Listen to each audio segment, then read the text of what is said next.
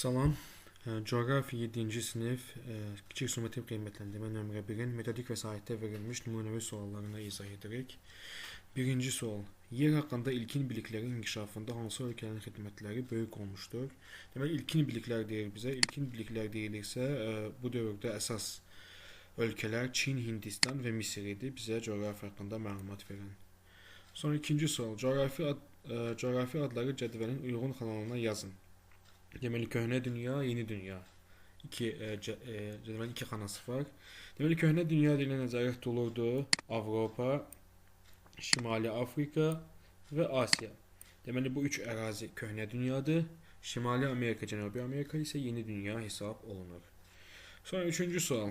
Boş çərçivələrə coğrafiya ilminin vəzifələrini və informasiya mənbələrini yazın. Deməli, coğrafiya ilminin günümüzdə əsas vəzifələri proqnoz vermək, izah etmək, təsvir etmək və yeni layihələndirməkdə əsas vəzifələri. İnformasiya mənbələri isə müxtəlif ola bilər. Məsələn, dövrü mətbuat, sorğu kitabları, coğrafiya normal sistemləri, CIS ola bilər, xəritələr ola bilər, sonra qəzet ola bilər, jurnal ola bilər, yəni müxtəlif informasiya mənbələri ola bilər coğrafiya ilminin. Salam. Deməli, coğrafiya 7-ci sinif kiçik summativ qiymətləndirmə nömrə 1-in metodik vəsaitdə verilmiş nümunəvi suallarına izah edirik. Deməli, birinci sualda deyilir, yer haqqında ilkin biliklərin inkişafında hansı ölkələrin xidmətləri böyük olmuşdur? Deməli, bizə deyir, ilkin biliklər deyilir. Deməli, ilkin biliklər isə qədim dövrdə. Qədim dövrdə isə elmin əsas inkişaf etdiyi ölkələr burada bizə verilənlərdən Çin, Hindistan, Misir və bu Yunanistanı da əlavə etmək barəsində, yəni bu ölkələr yer haqqında ilkin biliklərin formalaşdığı ölkələr hesab olunur. Sonra ikinci, coğrafi adları cədvəlin uyğun xanalarına yazın deyir bizə. Deməli, coğrafiya adları uyğun xanaya yazın. Deməli, bizə burada ərazilər verilir. Bunları köhnə dünya və yeni dünya olaraq uyğunlaşdırmalıyıq. Deməli, köhnə dünyaya aid idi Avropa, Afrikanın şimalı və Asiya. Bunlar köhnə dünyaya aid idi. Şimali Amerika və Cənubi Amerika isə bunlar yeni dünyaya aiddir. Üçüncü suala baxaq. Boş çərçivələrə coğrafiya ilminin vəzifələrini və informasiya mənbələrini yazın. Deməli, coğrafiya ilminin vəzifələri. Günümüzdə coğrafiya ilminin vəzifələri əsasən izah etmək, proqnoz vermək, idarə etmək və yeni layihələri layihələşdirmək və onları idarə etməkdir. İnformasiya mənbələri isə coğrafiya ilminin müxtəlif ola bilər. Xəritələr və atlaslar ola bilər. Yəni CIS, coğrafiya normal sistemləri ola bilər. Dövrü mətbuat ola bilər. Sorğu kitablar ola bilər. Müxtəlif qəzetlər ola bilər və s. informasiya, yəni coğrafiya ilminin informasiya mənbələri. Dördüncü sual. Səhv fikirləri düzəldin. Deməli, birinci fikirdə bizə deyilir. 18-ci əsrin ikinci yarısında Abel Tasman Avstraliyanın materik olduğunu sübut etdi. Bunu sübut edən Abel Tasman yox, James Cook olmalı. Deməli, bunun yerinə James Cook yazmalıyıq Abel Tasmanın yerinə. Deməli, ikinci sualda Avstraliya Raoul Amundsen və Robert Scott tərəfindən kəşf edildi.